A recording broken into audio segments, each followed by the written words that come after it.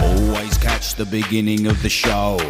Black Squadron don't wanna miss a thing. That's not the way Black Squadron roll. Went to bed at a reasonable hour. Gotta be sharp on Saturday morning.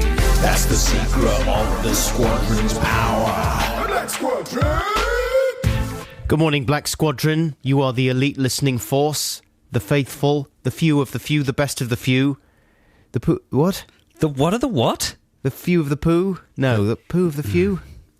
Black Squadron are the elite listening squad that listen to this show live between 9am and 9:30am every morning. If you're in another country listening live, you're Globe Squadron. There are various other squadron subsets that can be researched. Yeah. Rupert Everett, are you talking about? He was in another country and he might be listening live. Nice. Yeah, exactly. Rupes, what do you think of his new face? Has he got a new face? Yeah, he's had his face done. He's had it totally reconstructed. Especially for he made a documentary about Lord Byron. Oh, yes. And he'd had a new face done for it. Because that's a Byronic thing to removed. do. Yes. Byron was obsessed with being young. Yeah. Was he? I think so. He was a dandy, wasn't he? Probably. He was vain. He looks very young and handsome now. Does he? He doesn't look like a freaky kind of plastic man. Yes, he does. Very young and handsome. That's what usually happens when people have surgery on their face. I just had a Crank 2 flashback. What's that? It's a film, Crank 2. I watched it last night.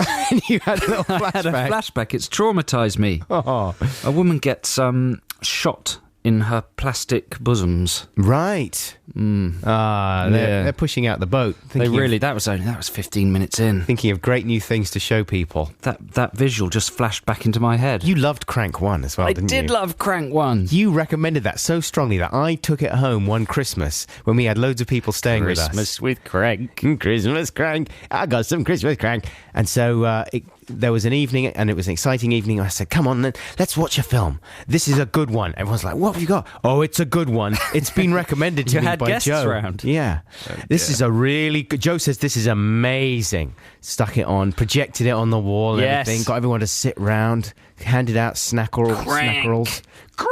Here comes Crank! And we struggled right and you the way had the through best Crank. evening you've ever had. It was pretty muted. Crank! Gradually, people started to drift away to bed. I'm going to go. I'm quite tired. I'll see you tomorrow. Well, that was a lovely day. Thanks very much. It's like screening it in an old people's home. You bunch of crotchety old granddads. Crank's the future!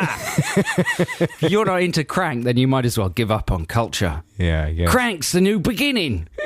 Have you new got set of standards? Have you got a message for Black Squadron? Not only have I got a message, I've got a command. Yeah. Black Squadron, you're about to be issued your command. Remember, if you don't carry out this command, you can consider yourself summarily ejected from the squadron. You can kick yourself out of your own front door. Yeah. So we're going to play a record. Just before the record, we're going to give you the command that you have to undertake. Is the record standing by?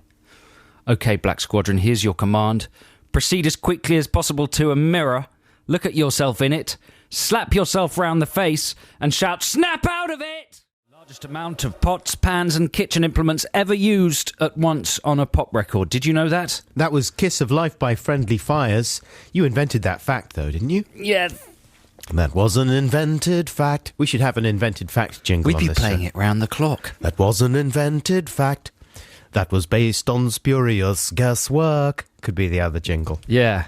Kiss of Life by Friendly Fires is the song we just played. Friendly Fires are presenting a show on Six Music this Sunday as part of our month of Mercuries. And they didn't win anything at the Mercuries, I'm afraid to say. But that hasn't stopped them, putting their chin up, jutting their chin out and saying, never mind, there's always next year. There's always the chance we might get a Mercury nom next year. Who won the Mercury nom last year? Well, the big Mercury winners were Elbow, weren't they? Ah, were they? And this year it was Speech to Bell. I mean, Elbow was sort of well established before they won the Mercury. So there's no question of them fading from view the way some people who have won the Mercury Prize in the past have done. Have they really? Do some people consider it as a bit of a kiss of death? Well, it's a poisoned chalice for some people, isn't it? Who was the guy? Ronnie Size and his Represent. Right, you don't really want approbation from above, do you, if you're a rebellious pop type? No, exactly. You don't want to be form prefect or You the don't head want to be boy. stroked by the head boy. You want no. to be at the back of the bus flicking Certainly. V's. Well done, speech to Bell. Well done. All the chaps think you've done a brilliant job on your album. Gobbing in the street is the best gobbing in the school. Well done with your phlegmy bits. You're a naughty chap, and we think that's great. Top marks. Here's a prize and a cheque to go with. We've given up trying to get everybody to speak proper. From now on, the whole school gonna speak not proper. And you're going to be the leader of them. Wicked well done. Grib it. Grib it. Listen, I'm not going to dress the same way as you, just so you know, or behave like you, or actually listen to the records you're making, but good job, there's the cheque. I want people to think I'm cool like you. Stand next to you, give you a prize. Look at me, disco dancing. Speech to Bell, come round for dinner with me. That's what the head of the Mercury. It's a little song he sung just backstage after he'd given her the prize. You know, the people that decide the Mercury Prize, the nominees and the winners, are nothing like that. Freddie Mercury. It's nothing to do with Freddie Mercury. They're all young, intelligent, groovy people. Nothing like the way we've just characterised It's another them. made-up fact. It's another made-up fact. See, we just have to have that as a music bed, basically, not a jingle. Now, can you hear that I've got a cold? Yeah, listeners, Adam came in today looking very under the weather with a terrible cold. Yeah. I've got And some... you're doing very well done coming in. Got some medicated tissues. Well, I wasn't sure if I should come in because, Really? you know, a few months back, it was a big deal. Like on the news, it was like, well, if you've got a cold, should you go into work? And the consensus was no, you shouldn't, because it's putting your co-workers at risk of the pandemic. But then I thought the pandemic's over a little. You just flinched because Well, I did, because you shouted. said that very loud, and I suddenly had a sort of medical flash You were frame. right. I should have covered my mouth with I could my... see the disease molecules flying through the air towards I'm me. covering my mouth with a medicated tissue I now. had a macro flash. Is that better? Yeah, that's better. Keep talking. If I carry on talking Very like rustly that... because of the sure. beard. Right. I can't do that. It's ridiculous. But no, I did wonder if I should come in. But then on the other hand, the good thing about having a cold is that it does give a special quality to your voice, right? A special kind of a timbre. Yeah, no, it's good. It's sounding good. I sound a bit like the lady. Who's the lady that does the sort of trails before our show starts? Can you play that thing? The sexy bored one. The sexy one. She says everything the same way. I'm so bored. Here she and is. sexy. Six Music. Today from 2, John Holmes. Yeah. From midday, Liz Kershaw. What? And now, And it's now- Adam and Joe. Who cares? She just talks like that. Stuff them down the all toilet. the time. Who Listen, cares? darling, I'm going to the shops. Do you want anything? Actually, hang on. Tonight. What? Half price. Fish fingers. Yeah. Yeah. Do you want fish fingers for tea? Okay, that's what we'll have. Do you want potatoes or broccoli? It's 7:15. Or both. The bill. What's I don't know why she extended it there. I think she got stuck. Also, folks, we've got Song Wars coming up. We failed to tease that so far, 15 minutes into the show. We're going to do that maybe between 10 and 10:30. Maybe give them their first outings, or before that, maybe before 10. Who knows? Nobody knows. Nobody knows. But in We the got next quarter of an hour, sorry to interrupt you right. there, Joe, we're going to do Retro Text the Nation. We're going to be wrapping up our business from last week's Text the Nation, which was our cinema manifesto. That's going to happen in the next 15 minutes, maybe even in the next link. Wow. Or after a couple of tracks. Here's a free play for you right now. And this is getting into the spirit of our Song Wars battle, which was all about baths, right? Yes. We've done bath songs for you, which you can hear after 10 o'clock on the show. So this is the first of a couple of specially themed free plays Nice. from me. This is Aphex Twin with Analog Bubble Bath. I like to listen to Adam and Joe, but I listen to the podcast, not the live show. I used to feel acute frustration, cause I couldn't join in with Text the Nation. But now my troubles have disappeared, because Retro Text the Nation's here. And now my letter might be read out, instead of thrown in the trash and forgotten about. Yes, listeners, it's time for Retro Text the Nation, and if you don't listen to this show in podcast form, then this will be a new kind of feature for you, and the idea is to kind of settle business with last week's Text the Nation subject. It's an opportunity for podcast listeners to contribute to the programme, you see, because if the show is live and then they listen to the show during the week, then they can't contribute to Text the Nation, right? But with Retro Text the Nation, they can, because they get one more chance, right? The following weekend. Or listen again, listeners. Or listen You again. don't want to make any kind of... Actually, I do. Well, you didn't know what I was going to say. You don't want to make any kind of...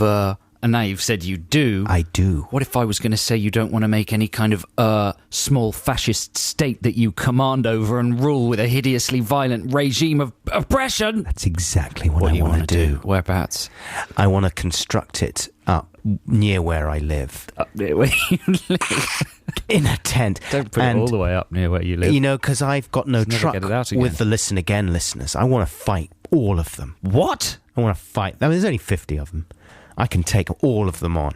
There's no more than 50 of them. 55. 1,000. There. There's probably hundreds and thousands. I'm not scared of them. They're hundreds and thousands. I'm supposed to be impressed by them and the fact they can listen to something on the iPlayer without it sticking every 2 seconds. I'm supposed to be impressed by that? Well, I'm not. You're going to regret that. You've alienated a massive tranche of listeners. I thought you were going to say I've alienated Tron. You've alienated a massive Tron. I've alienated Tron. That would be awful. Listen, Anyway. we should get on with this because the news is coming up and we'll run out of time. Yes. But last week's Text the Nation subject was contributions to a cinema manifesto, 10 points, which will improve the enjoyability of cinemas around the country. Improving the experience of going to the cinema. Okay, so we've got 13 candidate points. You've got to tell us, Adam, which one of these are going to make it onto the manifesto. All right. This is from Gary Chamberlain. He says, and this was a good one, cinemas should have headphone sockets in the seats. I like it. We're going for that. That's going on the manifesto. I Yes. really like that one. Tick. Tom in Loughborough says, when the film is on, the cinema should be engulfed in utter darkness. The only light in the room should be from the projector. Absolutely. So he wants exit signs got rid of, any kind of distracting points of light. You can have little glowy exit signs. No. Tom says no. No health and No safety. other light apart from the projector. Fair enough. Yes? Yeah, I like it. People might get hurt, but I it's a don't small mind. price to pay. For enjoyment. Paul in Maidenhead, all popcorn should be crushed and chewed so that when eaten, it does not disrupt the film. Yeah, we we- discussed this in detail. We did, like, whether you want spotty teenagers feeding you food like a bird. Pre-masticated popcorn. Is there any way we could just get attractive people to do it? Sexy people. Then I would really go for the idea. Like the shop Abercrombie and Fitch apparently only employs really sexy staff. Did you read about that? They've got in trouble for discrimination. Allegedly. Allegedly. Yeah. So it would be a bit like that. Right. Sexy discrimination. So you'd prefer like a sexy staff member. You'd Yeah. eat masticated food from a sexy staff member. Duh. All right. That's a no-brainer. I'd do it. That's in. It's in. It's Yeah. point number 3. Point number 4. Seats should be magnetised to stop people going to the toilet more than once, said Dave and Mike, even if this involves inserting metal into their buttocks. You know, this is a Say fun Alan and idea. Joe. It's a fun idea, but I'm not it's going impractical? for it. It's totally impractical to insert metal into the buttocks. Just quickly, I'd say it can be done. That kind of quick surgery is practiced by the NHS all the time now. No. Plus, I like going to the loo. All right. People must clap and cheer when the film certificate is shown at the beginning of the film to show their excitement. That's a kind of retro thing that people used to do in the past. They've stopped doing. We're going to force people to. Yes. Yeah. Cinema Passport, you receive a stamp every time you see a film so you can show off about the films you've seen. What do you think? You don't like that? I'm not so sure about that. That's a one. bit I don't parsy, like don't you? passports at all in general. It's going out. Cinema should provide armrests for each seat to avoid elbow jostling. Yeah. I'm worried. I think we're going to crash the news. We got 2 minutes. Coats on seats are acceptable, but those seats should be paid for. There isn't a name after this. This came in from a very opinionated listener who we suspected might be A cinema manager of a cinema. who wants Yeah. to make some extra money. No, that's not on it. Coming off. Well, this means you've rejected 3, so we've got to have all the rest. Seats should be assigned in height order, so tall people always sit at the back. That's from Robin It doesn't have to be a Heisman 10-point plan, though, does from it? Church. Yes, Okay. from Church Crookham. So that has to go in. Yeah. David Des Moines from Iowa in the USA says no advertisements or previews before the movie starts. The movie will start at the stated time, not 15 minutes later after the previews and advertisements. What? What's he saying there? Is he banning trailers? Are you all right? Yeah, I'm just looking at his message and thinking about it with my mind. I don't know. We don't, we don't know what he's saying. Hey, here is someone called Tron. Tron Halstvet, formerly of Glasgow, now in Kuwait, says there should be a brief signal to identify that this is the last big important scene. This will help with confusing /crap films and also gives you an appropriate bladder release countdown. Oh, this is confusing, isn't it? I think he's talking about a sort of klaxon going off when an important scene happens, so you can pay attention. Yeah. Would you have that klaxon go off? No, I think that...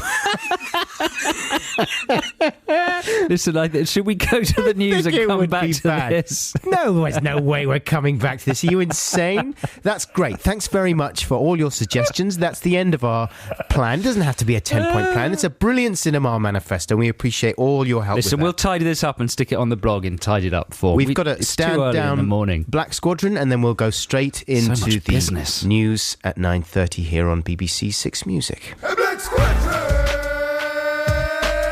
Stand down, your work is done. You've earned yourself a nice warm bath and maybe a nice little bun. I was just saying while that was playing, there's a lot of longeurs in that song. I mean, that's a brilliant classic song, Roxy Music, Love is the Drug, right? But still, there's like long sections that if I was the editor in there, if I was producing that, I'd just say, listen, no one's going to mind if we just nip that bit out. What, bits when he's not singing? When he's going, oh! Yeah, I mean, are you applying your Song Wars mind to that?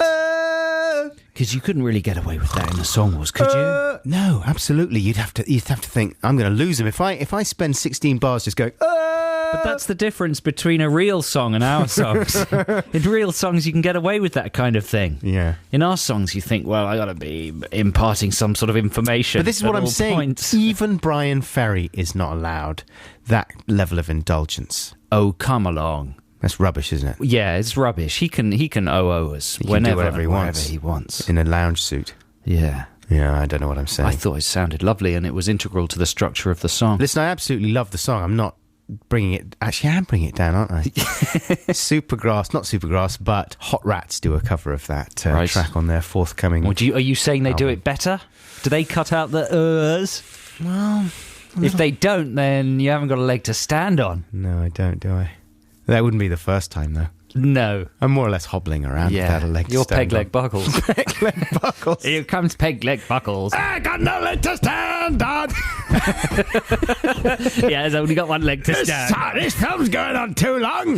If he's ever trying to make a point, you just kick the peg leg away and he falls over. Oh! This film is supposed to be the best film ever made. I don't think so. I would have cut out the middle bit. Why? I don't know. I haven't got a leg to stand on. Kick the leg. So listen, how did you get on with your Song Wars this week? Well, I did it. I mean, the thing about Song Wars is that it's not so much the actual man hours that go into the song as the psychological pressure. Don't you find? Psychological pain, yeah. Yeah, it squats on your psyche the whole week. The When competition. did you complete yours? Last night at midnight. Really? Yeah. If you're a new listener to the show, we make these Song Wars songs during the week. We decide on the theme, well, in last week's show, so we've had exactly a week.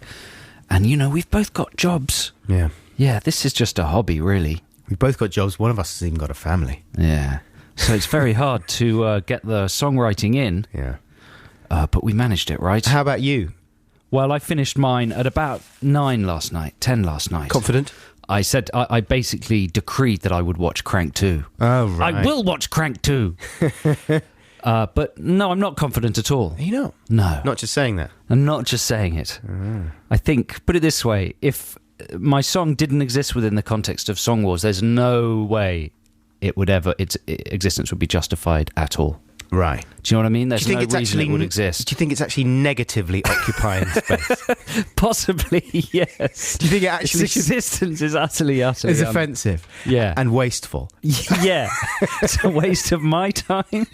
It's a waste of time on the programme. It's thematically a waste. I think it's destructive towards the subjects that are mentioned in it. How could we get rid of it? Like you'd have to get rid of, first of all, In the Hadron Collider. I don't know. You'd have to do some kind of antimatter thing to it. You have to get rid of, first of all, you get rid of all the files. You have to have some kind of Eternal Sunshine of the Spotless Mind style mind wipe to get rid of any tune that might be in there. And then something would go wrong and I'd be trapped in the song or something. Yeah. Anyway, you can find out whether that level of alarm is justified after 10 o'clock when we unveil our Song Wars songs about baths. But right now, here's some real music. This is La Rue with her crazy hair and a track called I'm Not Your Toy. Yeah. That's La Rue with Sound of the 80s. I'm Not Your Toy. Do you think if that was released in the 80s, it would chart? Do you think if that was released in... Like, when were Yazoo #1 with Only You? Was that 82 or something? 81, 82, yeah. Do you think if La Rue was up against Yazoo La Rue, she would win it? It's a very, very good question. Or do you think she would be, completely overwhelmed by the purity and, genuine novelty of 80s plink-plonk music? Certainly, it's a more complicated sound. Yes or no? More complex Yes sound. or no? Answer me! Yes. Yes, she would what? What? Yes or no? It wasn't really a yes or no question. I don't know. You're feeling very weak. Poor old I've man. got a cold. I've run out of medicated Count tissues. Buckules is under the weather. I just got like a small pack of Do you know medicated what, Count tissues. I Buckules? should have got a big one. You'd do a brilliant cold and flu advert. Yeah. In your cape, like Count Dracula, but you're Count Buckules. Right. And you've got a cold. Uh-huh. And I keep sneezing on my victims. Yes, exactly. And they're going, oh, that's disgusting. I'm going to drink. Achoo! Excuse me. People love vampires in cold and flu adverts. Yeah. And then you take the remedy and it's fine. And then you suck a lady's blood out of her neck. I just thought of a revolting spin on it. You could have a vampire that sucks snot out of people's noses. Like you have to do for babies, right? That's revolting. What? Hang on a second. Well, you've discussed this before. You don't have to suck. What do you do then? How snot. do you get snot out of a baby's nose? Is that what you do? Yes. What, you put your mouth over it? In the olden days, you would just put your mouth over it and suck it. You've done it. No, now they've got tubes. They've got Really? there's tubes kind of like bongs. I don't know if you've ever come across a bong. It's easy. Do you not know how to do that? You just blow up the bottom. The baby's bottom. You blow up and the it baby's fires out bottom and it fires out. Don't Everyone do knows that. Listen, there might be some really thick parents listening and they try it. And then Come on, there aren't any thick parents in Britain. No, that's true, especially not listening to this show. But no, you don't obviously blow up the baby's bottom, but you do have to suck out the snot somehow, sometimes. But you can get special tubes, medicated tubes that kind of convey the snot to a central... I was going to say, otherwise that would explain your illnesses. Yeah, non-stop diet of baby snot. That's a charming thought, isn't it? But I was thinking, we got into this because the vampire could maybe do something similar. Yes, that's a good idea. Yeah. That's a good idea. We'll jot that down on the ideas list. It is a very good idea. Pop it in the idea bank. Yeah. What now? Oh, is it Boggins? Yeah. Oh, Boggins, the Adam and Joe dogs come bounding into the studio, full of vim and vigour. Here, Boggins. Oh, Boggins. It's all right if I lick your face. I don't understand what Boggins is saying because he's a dog. He said, I don't know why I've gone Australian, but he says things that sound a little bit like human speech, but you really can't understand it. He's going to say something again. Sausages. I bought some sausages. I don't know what he's saying. I've eaten a rat. He's lost it. I found a bird. Say something that sounds like words, Boggins. I ate a bird and then I rolled in poo. I'm sweet. No, nothing. So Boggins is a little bit stinky. I ate a bird. Can I lick your face? I wonder if that's mud. Pat me, I love you. I'm going to bite your legs. It's a shame he can't talk, otherwise he could tell us whether it was mud. Is that mud, Boggins? Part mud, part poo. Just sniff a bit of it. Oh dear. It's been on there for a while. Smells like mud and poo. Can I lick your face and legs? I'm going to bite your hand. Ow! Boggins. Sorry, it's just playful, being playful. Just playing. All right, come on, Boggins, out. Okay. Out, Boggins. Have you got a... Get out! Out, Boggins. Oh, Boggins. Prefab sprout. Have you got prefab sprout? Oh, Boggins. Is that all right? Do you mind that? Oh. Do you like that? Boggins. Go on, play some prefab sprout. Here's some prefab sprout. That was the Kinks with Victoria. This is Adam and Joe on BBC Six Music. Count Buckules, listeners, has quite a bad cold today. How are you feeling? I feel okay, like I'm over the worst. I'm over the aches and pains, right? But now I'm just in the snotty phase. Snotty phase. Snotty phase and coughing as well. Someone's gone out for some special tissues. Yeah, because I only for got him. a small pack of medicated tissues. I want a big pack. Listen, I was in HMV this week. The popular high street music store. Other high street music stores are available. But not for long. And they just... what do you think it's going to close? It's all going to close. It's all going to close. Well, in an attempt to keep it open, they had shipped in hundreds of new Beatles box sets. Oh, yeah, right. They came in during the week. And what they tend to do on Oxford Street in HMV is they pile them up just inside the doors. Uh-huh. So you get this sort of weird cluster. I think I might have walked past the morning they were released. And you get a weird kind of cluster of hardcore Beatles fans. Yeah. Older gentlemen, all gathering round the Beatles box set, sort of picking them up, Touching, turning them smelling around, examining them, deciding whether they can afford. Licking them. Exactly. Yeah. Similar thing happened when they brought out the massive Neil Young box. Yes, well... Lots of Neil Young people came out of the woodwork and, yeah, they were sniffing around them. Sure they were. A lot of people just lived inside them for a while. But the Beatles have basically seized the zeitgeist last week, didn't they? BBC put lots of Beatles programmes out, and they tried to get us all to pay attention to the release of their box set. And I was watching one of the shopping channels. They were selling them on the shopping channels as well. And there was a woman really going hell for leather about how essential these purchases were. You know? Yeah. Because what is it? The first time they've been digitally remastered or something? It can't be the first time. What is it? What's new about them? I think so. Apparently it's the first time that they have gone back and cleaned up the masters. So Right. they've got rid of all, a few little glitches here and there, and they've basically done a whole new pristine digital reprogramming job on them. Well, she spends about 20 minutes convincing me that I need to buy the remastered Beatles box set. Right. And then she does a switcheroo. The camera pans to the right.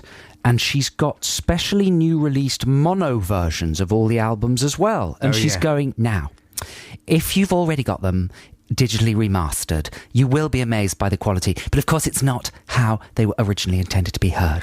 These are the original mono recordings, exactly as Lennon and McCartney intended you to hear them. So she does another 20 minutes about having to have the mono ones. Also, it's not how they intended you to hear them. It's That's just what she said. Right.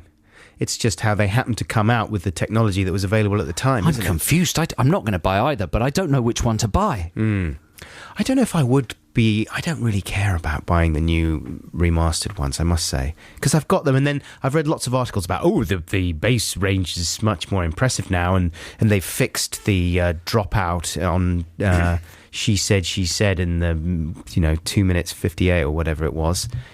I don't think that's true. There'll be a lot of Beatles fans going, there's no dropout at 2 minutes 58, and she said. But that kind of thing, I'm not fussed. I got used to the versions that came out when they came out originally, and the ones I bought on CD the first time around when they were available, and that's the ones I like. It's confusing, isn't it? Because if it was a film, you kind of want the sound to be remastered, but you don't really want the picture to be messed with. Did you ever have You want it as clear as possible, but you don't want it retouched. No. Or added to or anything, do you? Yeah, but in the movies are way ahead of the record business in that respect. I mean, directors have been messing with their work for years. Haven't They led the way. They really did. And you think it's only just beginning with the music industry. If you imagine, the level of fiddling that, say, Steven Spielberg did with E.T., if you applied that to an album like Hunky High-level Dory, fiddling. you know what I mean? If someone like Bowie went back and started doing that level of fiddling on any one Has of his anyone ever done that? classic 70s albums. Tweaking lyrics. Yeah. Adding a little solo here. That would be outrageous. Has anyone ever done that? No, because it would be pointless. I think we should do it for Song Wars. You reckon? Yeah, I think we should remaster some tracks. Isn't that a good idea for Song Wars? Yeah, I guess. We could take the original and add to it. Uh-huh. Yeah? Now, all right, let's do that next. Okay. But we're going to unveil what we did do for this week's Song Wars in about 10 minutes or so here on BBC Six Music. But before that, here's Empire of the Sun, mate. Oh, great, mate. You know what? I love this one. I love this because he just gets on a groove, right? Absolutely. He gets on a groove and he just surfs the groove. I love surfing. I love surfing, don't you? I was born to surf. This is called Walking on a Dream, and that's what it's about. It's about what happens when you walk on a dream, mate. So you're having a dream, right? Terribly fragile. And you have the dream and you're asleep. You're having a dream. You can't have a waking dream. Yeah. There has to be when you're asleep. And then you start walking on it. Right. And it's nice. It feels nice because it's a nice, soft dream. Yeah. But then what if it's a nightmare? Oh, Oh, mate. And you fall through the dream. What a nightmare. Your foot gets stuck in the dream and you can't carry on walking. You trip over on the dream. You hurt your elbow on maybe the corner of the dream. Oh, I'd have to sue the dream. Exactly. Have you been injured in a dream? Have you tripped or fallen in a dream while you were walking? Contact. Who? Who do I contact? You contact the people that done that song, Empire of the Sun. Contact Empire of the Sun. They're dream lawyers. Yeah. Are they? Yes. Well, they tell deal, me, mate. They did. Yes, Or is they it- deal or- with or all is- the litigation is this a joke? to do with. No, it's not a joke. You're trying to mess with my mind? I'm not trying to mess with your mind, mate. Don't lie. It's me, not mate. a joke. Don't understand. It lies. was I'm about very walking gullible. on dreams. Will you listen to me? I'm trying to explain. It's about they deal with dreams. Walking on them, Mate, you know they what- deal with dream litigation, All right. and they dream construction. You know that they've got to be properly Mate. built, otherwise you mate, can't walk on it. I'm mate, exhausted now. You've mate. exhausted me, mate. Get your surfboard. Yeah. And go do a bit of surfing. I will. 'Cause you are really wound I'm up. totally racked up now. You've ratcheted me right up in there. Go and surf, mate. I am going to go. It's the and only surf, thing that'll mate. cure it. Yeah. Meanwhile, what are you going to do? I'm going to That was obviously a cue for you to say, meanwhile, I'm going to launch Text the Nation. Yeah, but I'm not the one who made up the subject, so I can't. I didn't make it. Come on, let's Did it, just do did the it. jingle. Text the nation. Text the nation. What if I don't want to? Text the nation. But I'm using email. Is that a problem? It doesn't matter. Text. Yes, listeners, it's Text the Nation time here on the Adam and Joe radio show on BBC Six Music. This is the part of the show where we give you a theme, a talk topic, Yeah. a chat point, and you contribute your opinions and reactions via our text number, which is 64046. Correct? Yeah, or you could email us if you're listening to this show during the week as well. Then you have to email us. You can't text us. And the email is adamandjoe.sixmusic@bbc.co.uk. Now, we're going to keep the explanation or the setup for Text the Nation this week very brief, right? This is going to be the briefest of all the setups. Names for body parts, right? Like it. Pet names for body parts. What, you mean you might give them a name like a person? Like Alfred? Or John Thomas? Maybe you might. Yeah, I mean, the obvious place to start is in the groinal zone, right? And that's by no means where we should remain. I would like to make it perfectly clear. In fact, we would like you, if you can, to tell us about the other names for the other body parts that you have. Don't just stay in the... Underwear area. in the Congo there. Underwear area. Yeah. Because that's no good. But while we are in that area... In the Congo? Yeah. Like in... Isn't it shaped that way? The Congo? I don't know. I I'll don't know have what a I'm look. talking about. So, like, for example, with children especially, you know, when you're a little chap, your mum refers to your little chap, gives it a special name, right? Mm-hmm. Why are you looking worried? I'm just trying to think. What was your one? I don't know. I'm trying to think. Well, my mum is from Chile, right? So she used a Spanish word, pirulo. Right. What does she- that mean? Well, the actual literal translation happens to be knob. But it's like, you know, for a button or a dial, Yeah. that kind of thing. But she applied it across the language barrier to us. Button or a knob? Yeah, in a sort of endearing way. Dial. Pirulo. And I think that was the only one that... Extraordinary inhalation of breath. Having a breakdown. It's because that's all it comes. That's all That's there all right. is. It's okay. That's all there is for textilation. Just that one word. Say it again. Pirulo. P-I-R-U-L-O. Well, having encouraged people to stay out of the Congo, your one example is very I know. Congo central. I'm hoping that Say it other again. Pirulo. Pirola. That's nice. You're hoping that other people will have little pet names Yeah. for areas of their body. Areas I mean, of their body. The Congo area is a place where you need to have non-rude names. So I think that people are more likely to have made-up names for, dangerous areas. I guess I'm thinking Congo because it's sort of dark and jungly, right? Does anyone, name their hands or their arms or their legs or their neebles? Well, now you put it like that. What, neebles? Neebles? It's like weebles. Yeah. Tootsies. Your tootsies. Of course. Now we're back. Now we're rolling. Come on. Now we're back on track with tootsies. It's going to be Sony nomination time again soon. It's going to be good. So text in your alternative names for your body parts to 64046. This is good, man. This is going to really come around. We've got our doubts about this, but give it. Here's how it might work, right? Just to travel you into the future a little bit.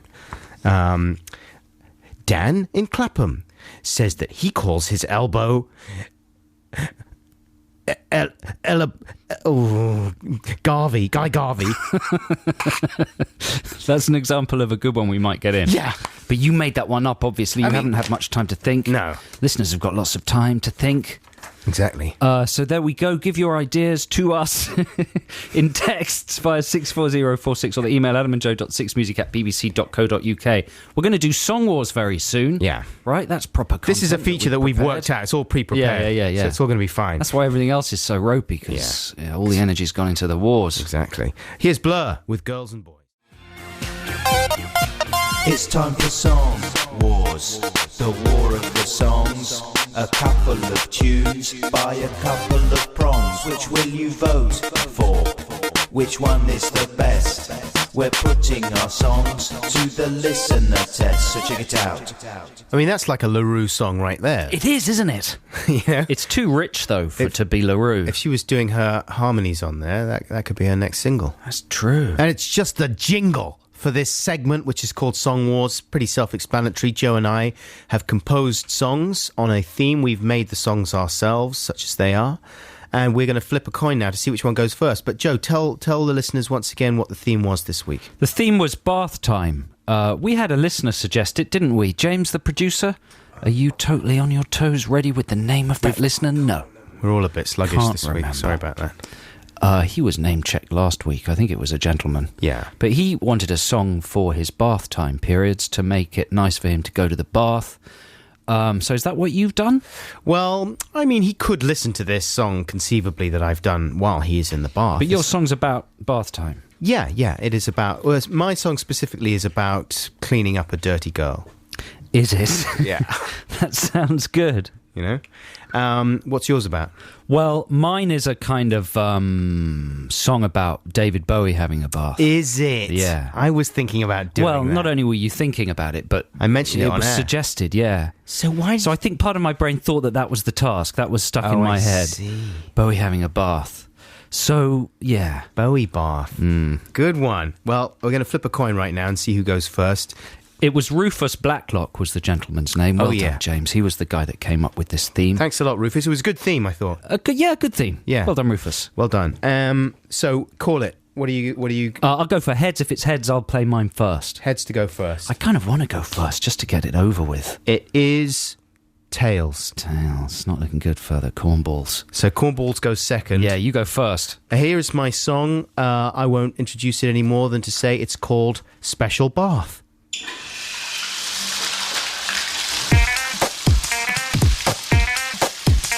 Oh girl, you're so dirty. I love your mucky mind, but your body's also filthy, which I weren't so pleased to find. You're so fit, but what's up with your personal hygiene? That's why you haven't had a boyfriend since you were 13. You have the matted hair of an Australian backpacker, and in your pants last night I found some cheese and a cracker. You say you don't like bathing cause you're frightened of the water, but it's getting crazy, girl. You know I really think you ought to come round to my place tonight. We'll have a special bath. Stop smelling like a vagrant and take the fragrant part. I've got some candles, some petals, some Radox and some matey and some badass. So lower your badass into the bubbles and the be too hot like you, but you'll get used to it the way I had to do. With the smell from your shoes, just take it slow. When the pain from the scalding subsides, it's nice. Sit at the end where the taps are, baby, that's my advice. It's more convenient, you know. I'll take the boring end, cause I'm your special bar friend. Come round to my place tonight, we'll have a special bar. I want you looking like Jamelia, not Rory McGrath. There we are. You see, it's not so bad, is it? It's nice. There's just a couple of rules you need to know before we go on. You might presume that heavy petting in the bath is fun, but it's uncomfortable and makes it hard to get the cleaning done. And perhaps you think that with a bubble bath you're safe to let one go, but trust me, that's not how it works. And when the bubbles burst, oh no. And finally you may believe that a tinkle in the bath is tops, but if I detect extra warmth I'll call the cops. Come round to my place tonight, we'll have a special bar.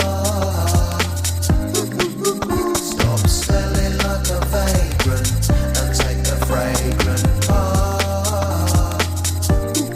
I wanna rock with you, lady woman, if you know what I mean. But there's gonna be no rocking unless you're really clean. And right now I'm afraid you smell.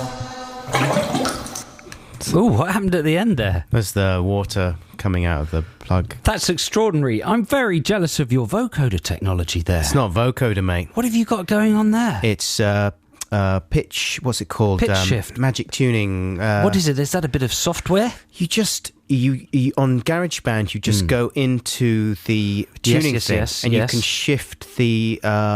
You can do auto the pitch. You're auto tuning separate segments of the same like phrase that you've sung. No. You just apply auto tune to the vocal track.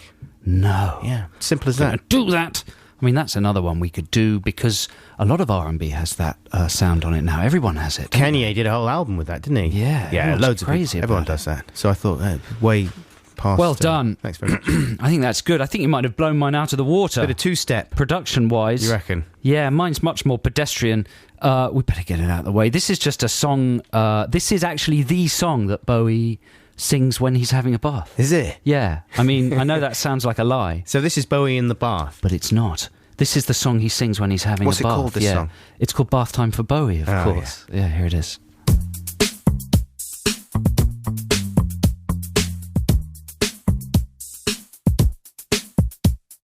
Crazy days rushed off my feet. Tonight I deserve a special treat. I know a place I can be alone. A private palace of enamel and chrome. A sacred space where taps are spun. And man and water live as one. Of scented oils and shampoo. A place that's just beside the loo. Splish, splosh, tonight's gonna be Bowie bath night.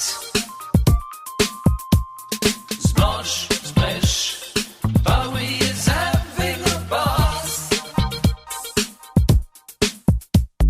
As I get in, the waters rise, engulf my dangly bits and thighs. The scalding heat, knife that cuts. This can't be healthy for my nuts. I pour a little bubble bath. I froth it up and sing and laugh. And then the special business starts. The scrubbing of the Bowie parts. If you want to take a bath, then please take my advice. Be sure you don't drop off to sleep, cause it's so warm and nice. Don't sit there staring into space, just fiddling with your winky. Don't forget the water's getting gradually more stinky. Splish, splosh, I'm polishing up my glass spider. Splosh, splish, I'm soaping my serious moon. Splosh, splish, it's time to get out of the bathtub. Wash, wash, my fingers are starting to prune. There we go. That's Song Wars for this week, listeners. What's your one called? A special bath. It's Special Bath versus Bath Time for Bowie. and you email your vote, I think, adamandjoe.6music@bbc.co.uk. It's only email votes, isn't it now, James? So if you're listening via Listen Again or the podcast, you can vote as well, and we'll announce the winner on next week's show. You had some good pet names for parts there. Serious Moon. Well, there's a lot to choose from when it comes to Bowie. Glass Spider. I was trying to rein that kind of lazy innuendo in. What? Unsuccessfully. You think you're working on Newsnight or something?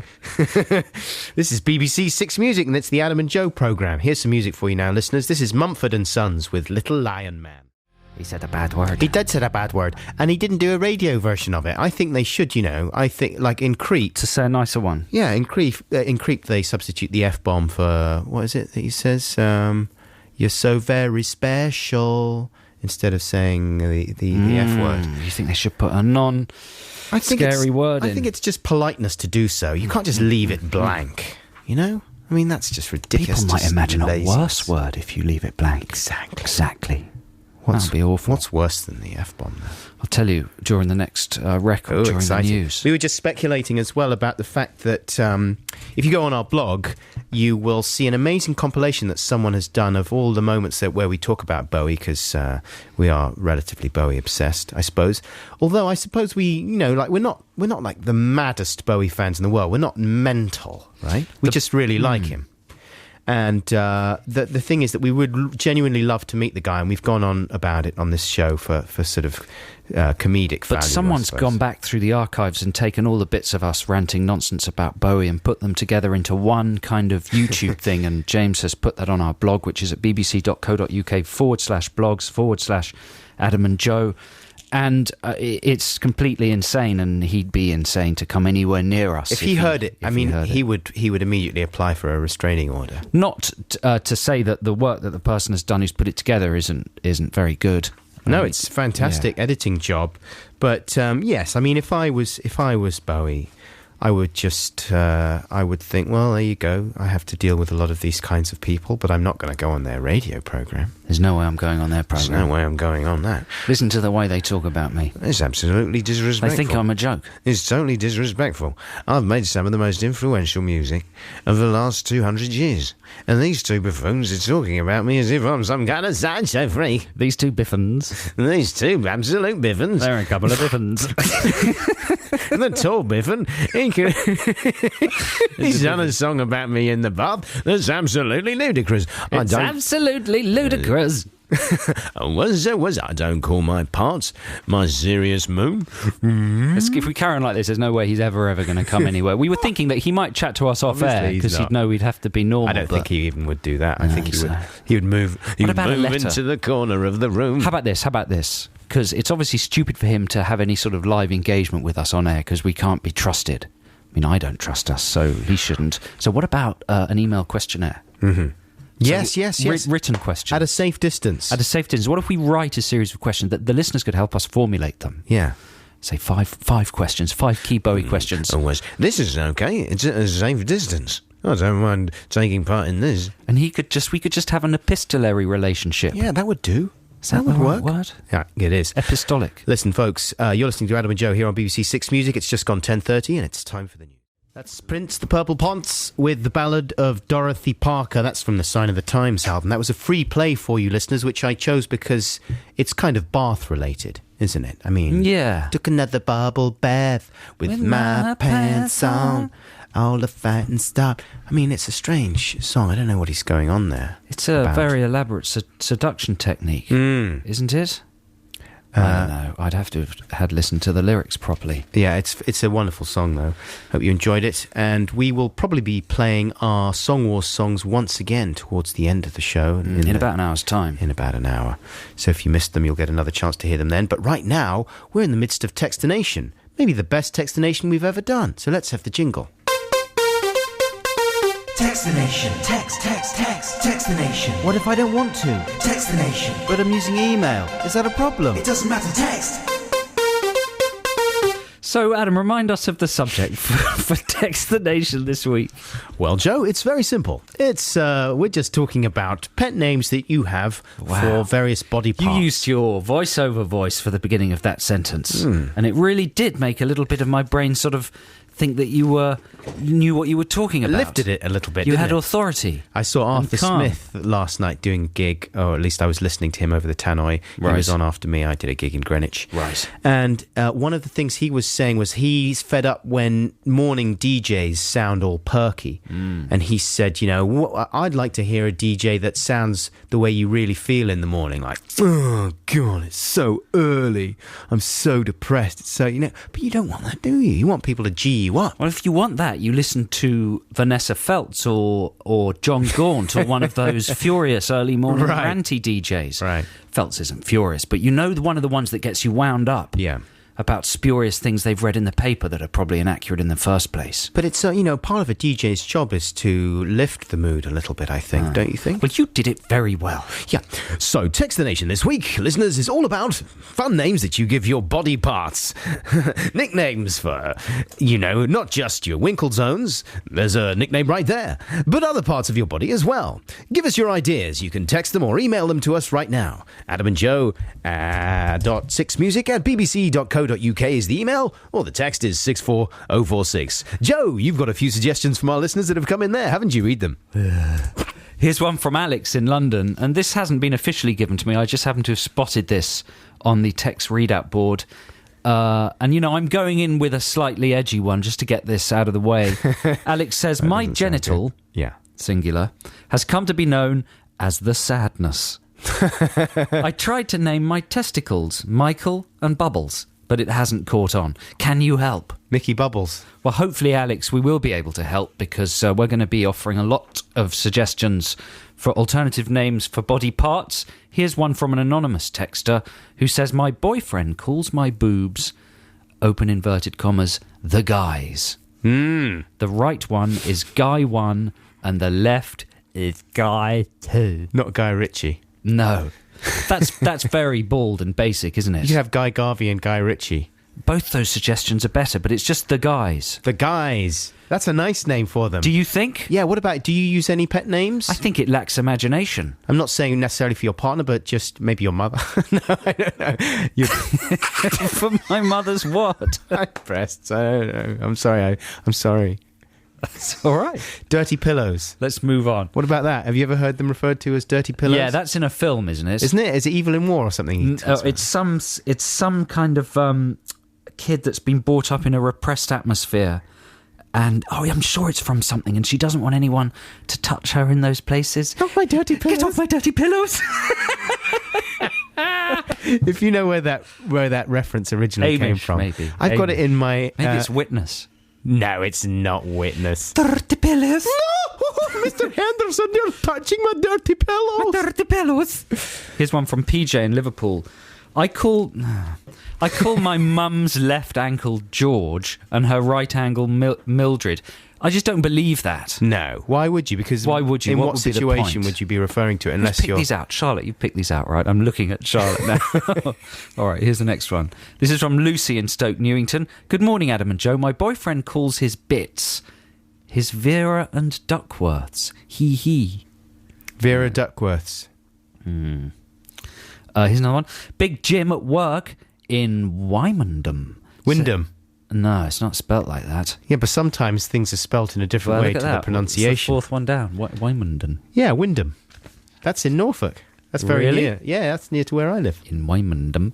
He says, a few mates and myself, this is good, all have double chins, but we all refer to them as giblet chins. Ah, yes. Not sure why, but we do. Yeah, there you go. Well, in Ally McBeal, they referred to that bit under the jaw as the wattle, didn't they? The wattle. That might be the actual name. Uh-huh. Has it got something to do with it, what a turkey has? Yes, exactly. So when you grow up and your skin starts sagging all over the shop, that's the other thing, is once you pass 40 and your body starts betraying you. Your in body all kinds starts betraying you. Come on, your body's absolutely betraying you as well, isn't it? Maybe. Well, everyone's body betrays them a little bit. And once you're past 40, the chances that you're going to get betrayed go up considerably. And the wattle is one of the first things you get, isn't it? The skin starts sagging around there. That's if it hasn't...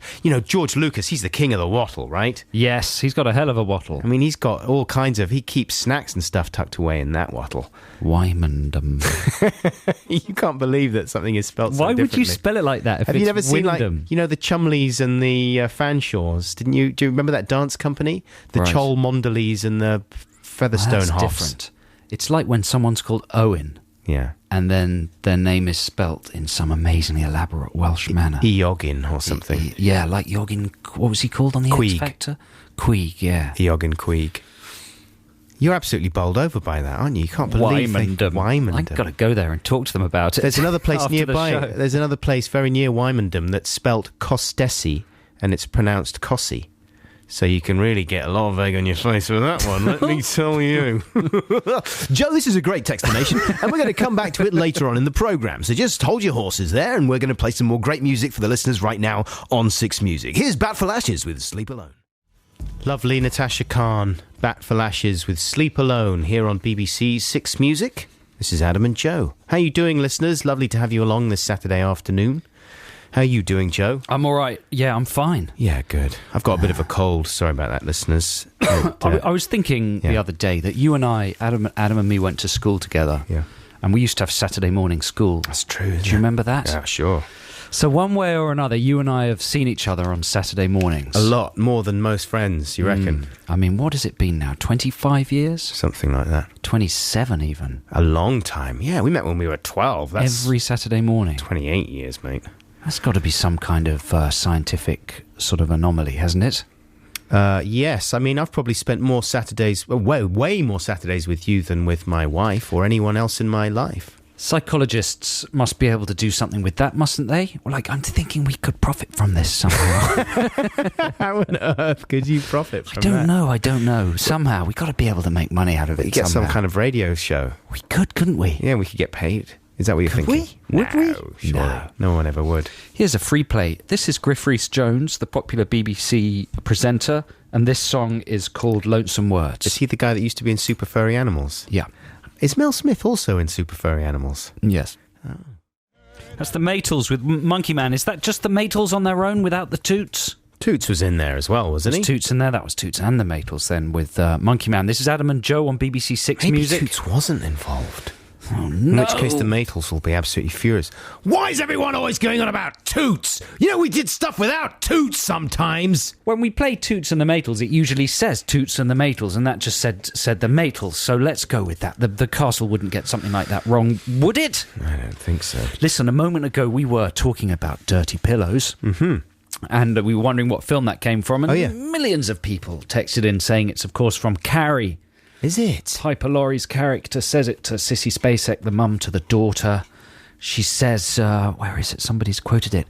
I can see your dirty pillows, says Carrie's mum. They're called breasts, mama. That's right. Says Carrie.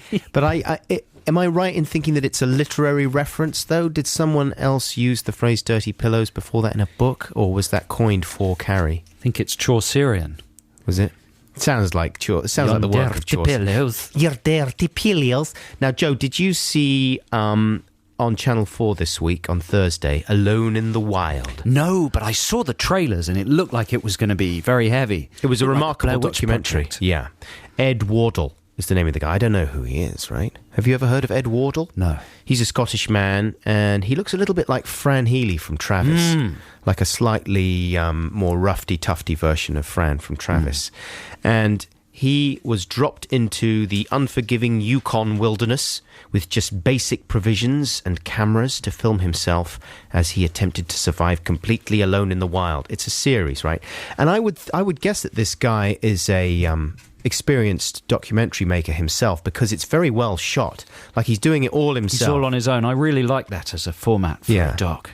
So he's totally on his own, but he's got some really creative camera angles, and he does a lot of things where he straps the camera to poles or himself or whatever, so it looks a bit like Scorsese in the bar in Mean Streets every now and again, you know. And so it looks really nice, and I have a few anxieties sometimes about how long it took to construct some of the shots, you know what I mean? Like he does a lot of, there's one bit where he dives into the water off a rock, and you see it from several different angles. Like, first of all, you see him on the rock talking into the camera, holding the camera, saying, I've always wanted to do this. I'm just about to dive into the water off this rock. It's amazing.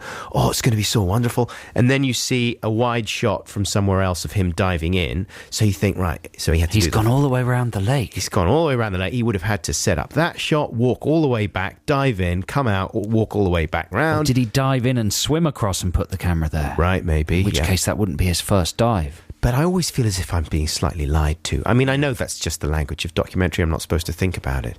But I want to see him, like, he's got to do a shot. I want to see the shot of him walking over to the camera and repositioning it, you know? And saying, I've just got to reposition the camera now for the shot of me diving into the lake, which I've always wanted to do. You know, all that. Surely it's full. It must be full of I mean, that could drive you mad, isn't it? Full of moments like that? Yeah, I mean, it would be impractical. It would get in the way of your enjoyment of the narrative, maybe. But the thing that really stuck out is and I don't want to sound cynical about it, but the slight pointlessness of the whole thing. Like, it is interesting. It is certainly interesting seeing this guy out in the wilderness and stuff. But you always have to come back, or rather he feels he always has to come back to why he's actually doing it. And in those situations, there's really not very much of a reason. What's he doing? What's the objective? Well, just to see if he can survive there for a while. Right. Without being killed by bears. Right. Or breaking his ankle. Right. You know? How far away is he from civilization? He's quite a long way, but he's got a little orange GPS message sending thing which he has to press every 24 hours. To say that he's alive? To say that he's okay. And has he got a destination? Is he going somewhere, or is he just settling in the same place? No, I don't think so. Here's the blurb that comes with the opening episode. Ed is flown into the Canadian wilderness. As the plane disappears, he's instantly overwhelmed by the realization that he's completely alone. He finds it hard to make decisions, but manages to set up camp. He's frightened and nervous of every sound and movement around him. As the day goes by, it dawns on Ed that the escapist dream is a lot harder than he ever imagined. This is exactly what happens when my girlfriend goes away. Yeah. It's like a description of me home alone. So by day 4, how are you doing? I'm nearly dead. Well, he's in trouble. By day 4, he's only been out there 4 days camping, right? And he's had no bear contact at this point, although he's frightened. Fair enough. But by day 4, he's already falling apart. He sees a plane flying overhead at one stage, right? And he gets his cat. Oh, look, there's a plane flying overhead. And then he starts crying. Does he? I don't know why I'm crying. It's just so shocking to see that plane going over it. It didn't even stop or try and look or anything like that. He's totally falling apart on day 4. He sounds like a bit of a wussy. A tiny bit of a nance. Well, that's more dramatic, isn't it? A bit of a dress. It's better than putting, for instance, Hardman Jeff Capes in the wilderness. But they should have called it Dress in the Wild then. Lonely Dress in the Wild. Hey, but listen, this is only part 1 of several, right? And I read a trail for next week that says he nearly dies. Well, the other thing is that apparently he genuinely did nearly die. Really? Right? So that makes it better, doesn't it? That makes it more fun. Well, he just at one point he justifies the whole exercise thus: "This is doing something extraordinary. I'm going to learn a whole load. There may be a life-changing experience in this, and that'll be good. I want to fill my life with extraordinary things, extraordinary adventures, extraordinary learning situations. I want to do extraordinary things all the time, and I think that if I do them, then my life will be exciting and vital and worth living." Is it too late, and is he too far away to find him and punch him? But that's his whole justification. He just wants to do, and he must be about early 40s, I would say. And all he wants to do is just extraordinary things. Do you know what he'll discover? What? He'll discover that it's actually nice at home. That's the thing, isn't it? That's always what everyone learns. Also, you'll get used to it, and after a while he'll think, like, I want to go to the extraordinary toilet in like an extraordinarily comfortable lav and things like that.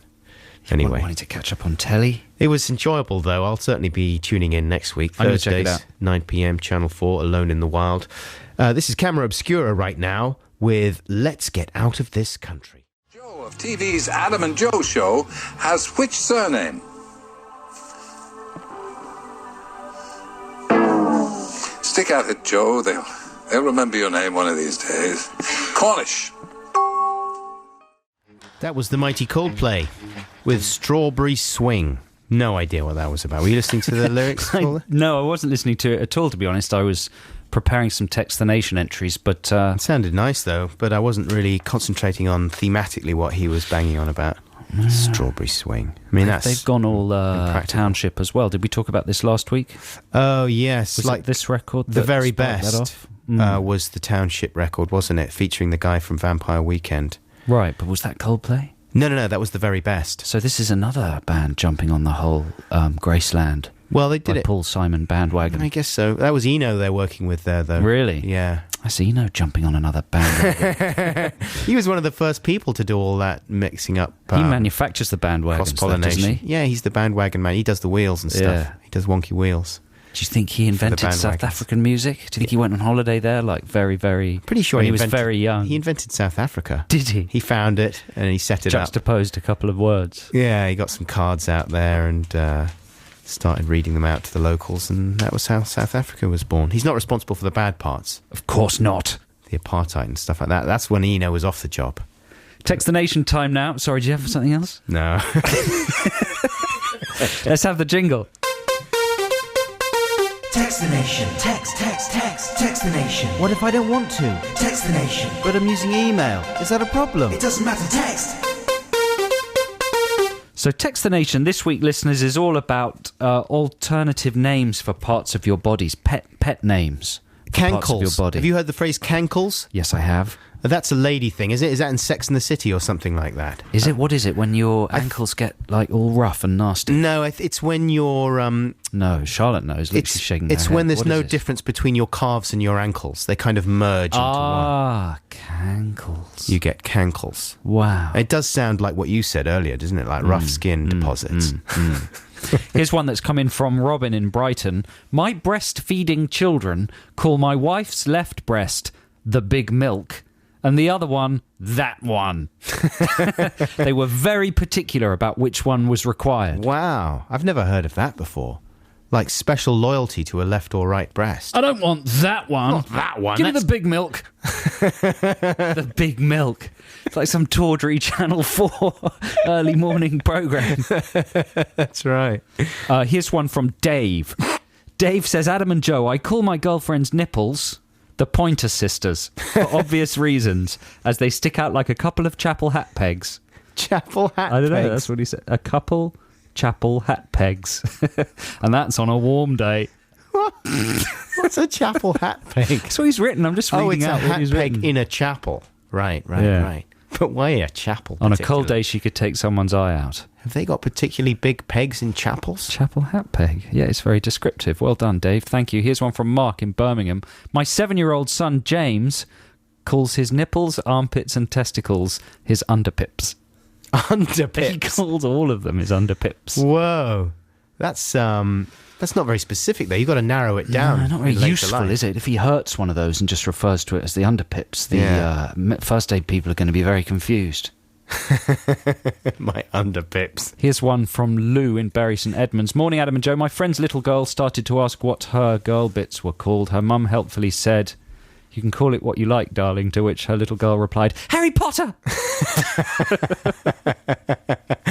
Yeah, that's a good one. It'll be good for later in life as well.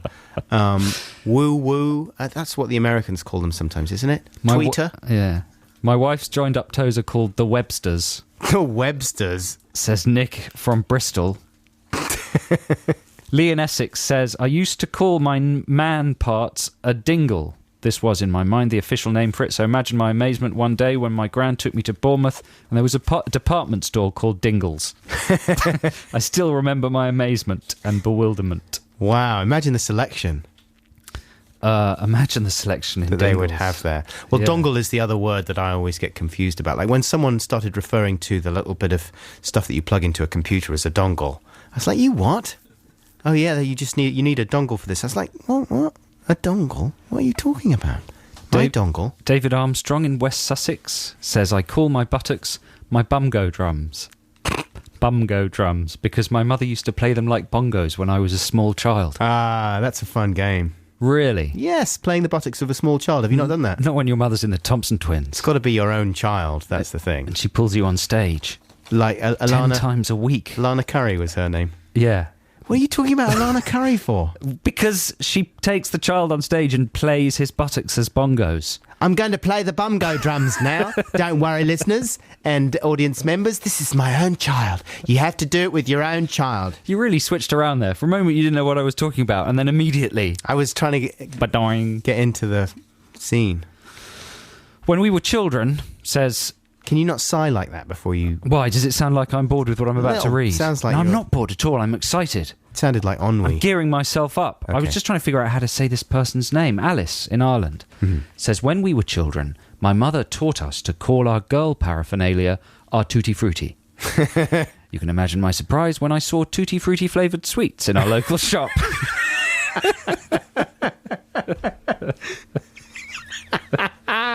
Let's leave it there. She probably never got into those sweets, even though they are absolutely delicious. Here's a free choice for you now, listeners. This is from Neil Young's album On the Beach, and it's called Walk On.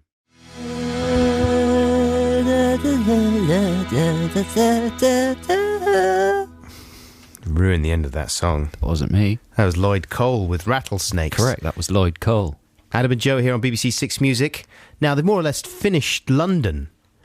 Have they? Yeah, They've been working on it for a while. Yeah, it's nearly finished. It's going to be finished by the end of the month. So in October, you'll be pleased to find the streets are in good order, no roadworks whatsoever. All the cranes gone away. Yeah. All the buildings refurbished. You can drive around wherever you like, no diversions, any of that kind of thing. Were you aware in South London of a lot of roads being dug up over the summer? I certainly am, yeah. My mummy and daddy's house, they've got temporary traffic lights outside their front door. Yeah. And there's no parking because they're digging it all up. Parking nightmare. It's caused chaos. Absolute parking chaos. And things were pretty bad there already as far as parking. Don't get me started. Don't even get me started. The number of confrontations I flipping had with wardens around that neck of the woods. But I was curious about what... I mean, they're installing new water mains is the main thing, right? Flash Warden. I've just thought of a new character, Flash Warden. Flash Warden. Warden's alive. Yeah, he's an adventurous traffic warden from space. But he would be the hero, though. I don't want a heroic traffic warden. It would challenge your preconceptions. I don't want them challenged. All right. Well, you don't need to watch. Okay, I'm not watching Flash Warden. Do you think it's for kids or grown-ups, Flash Warden? Idiots. It's for idiots. I'll tell you who it's you're for. Really jealous of my It's for the idea. Warden community. That's who it's for. Is it? It's an in-house production to Warden's make them alive. feel better about themselves. Dum, dum, dum, dum, Because dum, dum. morale is so low because they keep Yes, having that's a good confrontations idea. with enraged customers. It's a kind of little bit of Customers. propaganda to pick their spirits up. Yeah. Hey, chaps, come on. Listen, I know it seems tough out there. It's a thankless job you're doing, but it's an important one. And here to pick up your spirits is a new episode of Flash Warden. That'd do the job. It's a really good idea. It's a good idea, certainly. But listen, I was curious about whether they found anything while they were digging up the roads. Yes. Like Time Team style. Right. Tony Robinson might come running in and tell them they can't fill the hole up because he's found an old spoon. That kind of thing. I mean, what they must have found all manner of treasures. Sounds like I'm being disdainful towards the school of digging. What's it called? Dig school. What's it? Archaeology. Archaeology. I'm not. I think it's brilliant. Yeah, of course it is. Indiana Jones, man. He done it. He done it. He's wicked. If he does it, it's got to be cool. He's got like a whip and a hat and stuff. So what's your problem with like dig school, yeah? Yeah. I was thinking, here's a list of things I think they might have found buried beneath the tarmac in London over the summer.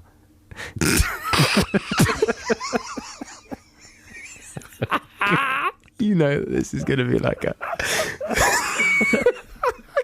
I can't imagine. Go on. A comedy list.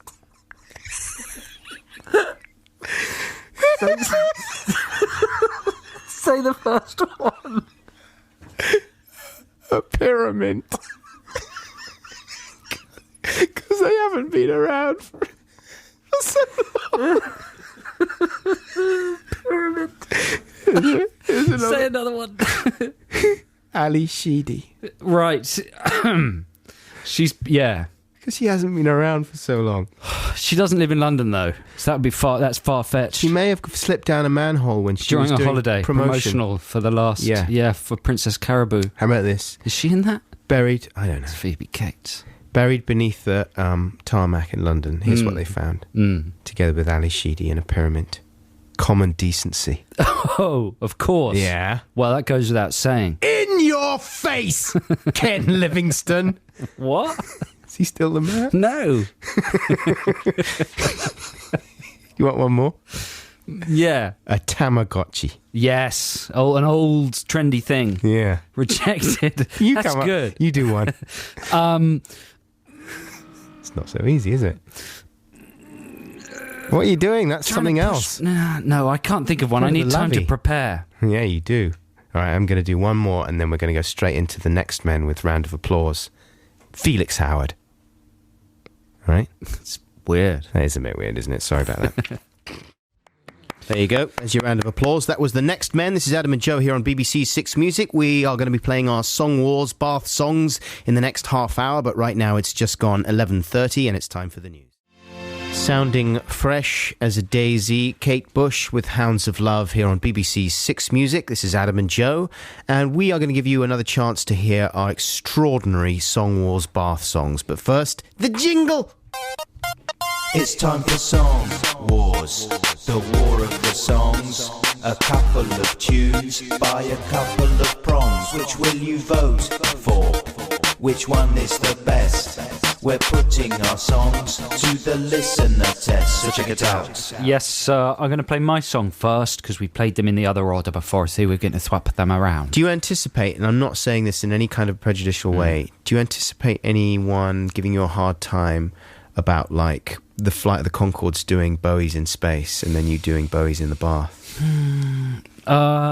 Possibly. I mean, we've been given a hard time about being similar to Flight of the Conchords before. Similar but worse, yeah. Yeah. I've done a lot of Bowie-esque 80s songs. That's what I think might be my downfall. Right. I've done a lot of songs using that kind of voice. It's a fun voice. Starting lines like that. It's very satisfying to do. Well, so have I. I mean, I've done loads of songs like this, you know, because it's a fun, especially when you got a cold, it's nice to talk like that as well. Yeah. I mean, that's why I was excited about your vocoder action, because I thought, wow, he's got a new vocal sound at this stage in the game. That's right. That's quite an achievement. Well, you'll hear that soon, but first, here's Joe's. This is the song that Bowie sings, David Bowie sings when he's having a bath. Here it is, it's called Bowie Bath Time.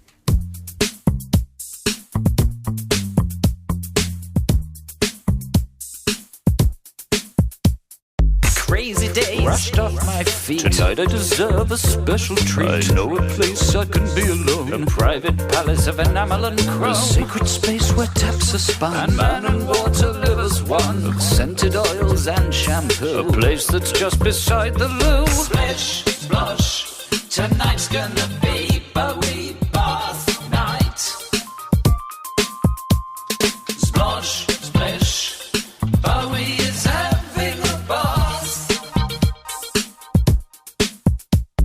As I get in, the waters rise, engulf my dangly bits and thighs. The scalding heat, a knife that cuts. This can't be healthy for my nuts. I pour a little bubble bath. I froth it up and sing and laugh. And then the special business starts. The scrubbing of the Bowie parts. If you want to take a bath, then please take my advice. Be sure you don't drop off to sleep, cause it's so warm and nice. Don't sit there staring into space, just fiddling with your winky.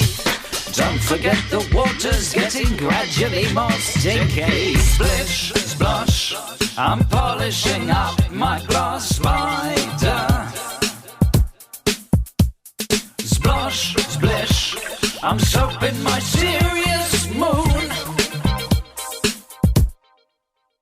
Splosh, splish, it's time to get out of the bathtub. Wash, wash, my fingers are starting to prune. Oh, just eating a banana during that, and I just got a rotten bit in it. Oh, I'm sorry about that. I didn't think bananas could go rotten. Well, they get brown, but that's the I thought they got more delicious. Yeah, that's the sugary stuff there. This one's turned. Has it? Never really tasted that before. I'm sorry. That's horrible. Do you know Bowie's just had a real spider named after him?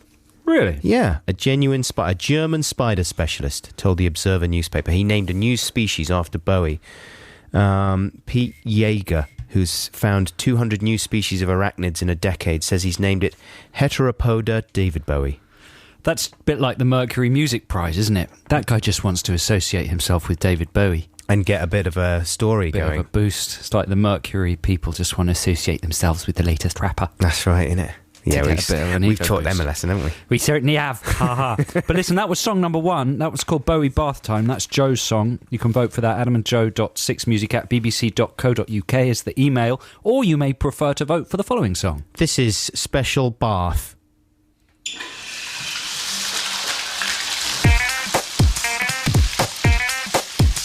Oh girl, you're so dirty. I love your mucky mind, but your body's also filthy, which I weren't so pleased to find. You're so fit, but what's up with your personal hygiene? That's why you haven't had a boyfriend since you were 13. You have the matted hair of an Australian backpacker, and in your pants last night I found some cheese and a cracker.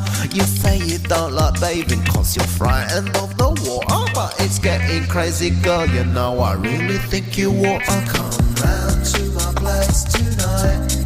We'll have a special bar. Stop smelling like a vagrant and take the fragrant part. I've got some candles, some petals, some Radox and some matey and some badass. So lower your badass into the bubbles and the water, which is slightly too hot like you, but you'll get used to it the way I had to do.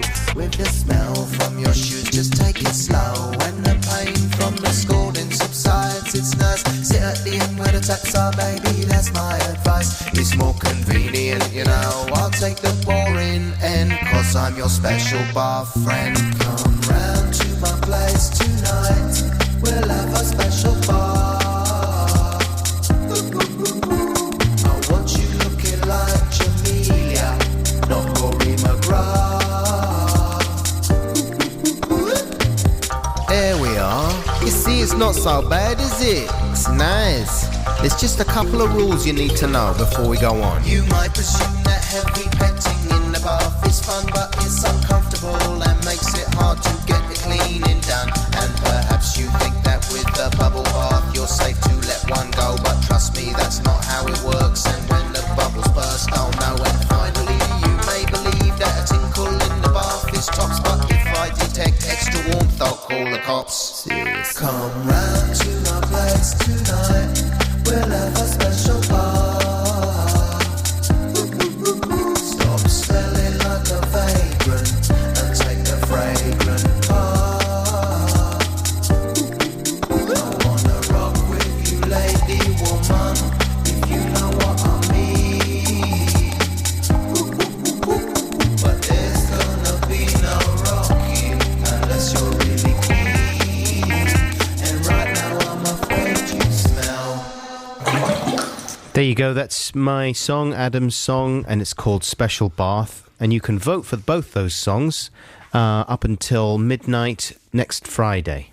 That's right. Just email. Yeah, you have to email your vote, adamandjoe.6music@bbc.co.uk, and we will put them both up on the blog, not so that you can download them, but so that you can listen to them and make sure your vote is fully considered. Yeah, and they'll also be available on the podcast as well. Of course, you can listen to them there in the context of the whole battle. And of course, we'll unveil the winner on next week's show. Very exciting. And play it in full. And the person that wins that, it'll be like the Mercury Music Prize. I'll say that again. James, for the podcast, you can chop that bit out, all right? The live listeners don't mind. It'll be like the Mercury Music Prize. Right? And the winner will just what? fade away and never be heard again. Oh, you're cussing the Mercury Music Prize Mercury, again. boy. I was joking, right? I'm just joking. Think of all the people that have won the Mercury. The Arctic Monkeys, Pulp. They're not flashing the pants, No. are they? What you said was bullies. Absolute bullos. It was BS. Here, let's play some real music now. This is the Dodos with Fables. Very nice. That's the Dodos with Fables. Adam and Joe here on BBC 6 Music. So what's the last album you bought in a shop, Joe? Can you remember? Wow, that's a good question. I bought the Prefab Sprout reissue thing, the Let's Save the World with Music, but I bought that as a download. Oh, did you? Trying to think of the last... Physical purchase. I can't remember the last time I did, I don't think. Flippin' heck, Tucker. It's probably quite an old one. Yeah. Probably a reissue. I sort of backed up my Prince back catalogue recently. Uh-huh. Because that's the best thing, when you find those classic albums for like £3 or £4. Yes, that's true. Or a whole, like you can buy the whole of Tribe Called Quest's output for about £15. Every single album. And they're amazing albums. Yeah. I know, it's ridiculous. You suddenly find Bowie albums and stuff for £3 or whatever, all piled up there. And that's the other thing, is that when the reissues come out and the new digital masters and stuff, the unmastered ones go really cheap. Yeah. That's true. And often that's all you need, really. It's those ones. You've got a little free play for the listeners right now. Yeah, good question, though. Thanks very much. Yeah. It was Kept a great things little... bubbling on. Just talking... Over. So what I was thinking, like, start talking about music, right? Because it's like a music show. Yeah, We're just about to introduce your free play. Yeah, it all connects. So I start talking about music. What's the last album you bought? That's brilliant. Right? Then we just get chatting about, like, shops. Yeah. And it all ties into... And then it peters out. You know, and then it sort of peters out. Peters out. A little bit, Embarrassing. because neither of us have really got anything to say. It peters out. Can't remember It's rubbish. Can't remember what it was that we bought. It was good. Didn't really tie into all the things I was hoping it might tie into, like the death of the music industry and high street shopping in general. None of that really happened. Instead, it just sort of fizzled. Here's a free play. This is the... now, how did we agree that we're going to pronounce it? The Chai-Lights. The Chai-Lights. Like highlights. Yeah. This is a message. Even though you say that they're called the Chai-Lights because they're from Chicago. But I think if you're from Chicago, you say, I'm from Chi-Town. Right. Yeah. Usher says that. Does he? You've got to be careful the way you say that. This is a message for Broken Britain, for its shattered streets. Is it? For the terrible class divisions. For the shattered streets exists with in the Britain. pyramids buried beneath. Yeah. This is called We Are Neighbours. Yeah, we're neighbours, so stop fighting each other. It sounded kind of overdriven, that song. It was sort of topping out because it was so exciting, wasn't it? Yeah. Yeah. It's exactly what's happening. That was the Chai-Lights.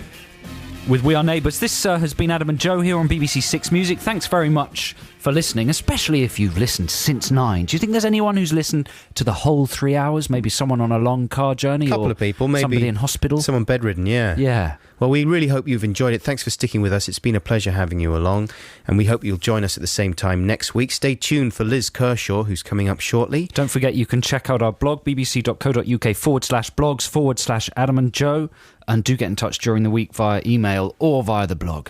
Yeah, we'd love to hear, we read all your emails and stuff like that, and the more the merrier, so please do get in touch. Right now, here's Hot Chip with Over and Over to play us out. Thanks very much for listening. Take care. I love you. Bye. Bye.